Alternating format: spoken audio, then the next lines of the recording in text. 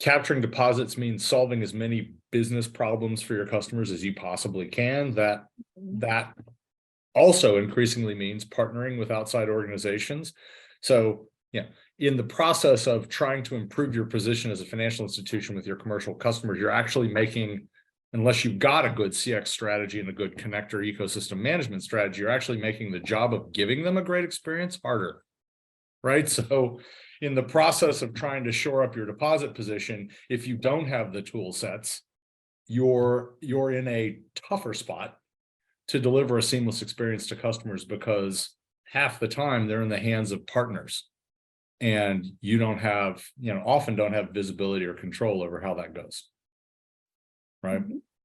And so I think in that respect, what we've seen in particular with commercial banks, and a handful that we've worked closely with that have done this really well, is to create, as we've talked about, sort of the single front door into the institution with an orchestration capability that delivers not just visibility into the activities of my partners, but actually, control, right? The ability to orchestrate their activities, the ability to send them requests, commands, to update information between organizations, so that from a customer standpoint, it just feels like another department of the same bank as opposed to a completely separate company.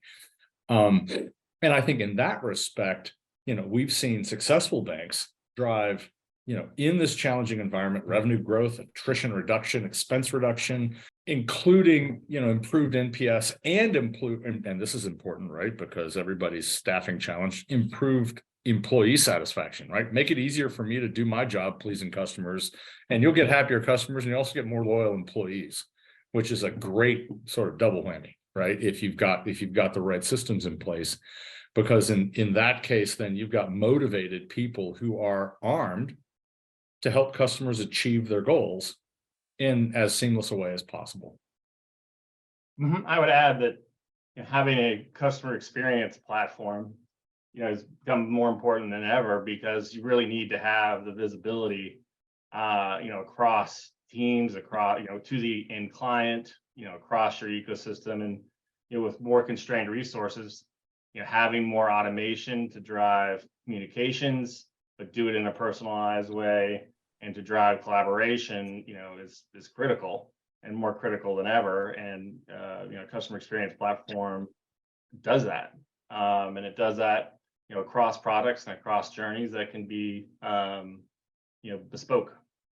Right, and I think just to ladder onto that for 2 seconds, orchestrating that experience doesn't mean putting a sort of a thin veneer of making it feel like I'm helping you navigate a web page or a process or a form over the top of a fragmented process that isn't connected, right? It's actually, you build how you want the experience to look from the marketplace back by looking at the customer journey today and how you want it to be.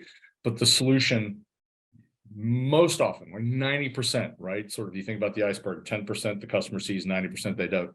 That solution needs to be highly operationally focused. How do I tie together teams, systems, activities, functions, and help deliver sort of a tool set that allows a business manager to orchestrate across internal and external organizational silos to make the experience of going across the enterprise and its partners feel seamless to the customer, rather than sort of like making it look seamless and then there's a bunch of hamsters in the background killing themselves trying to make it happen.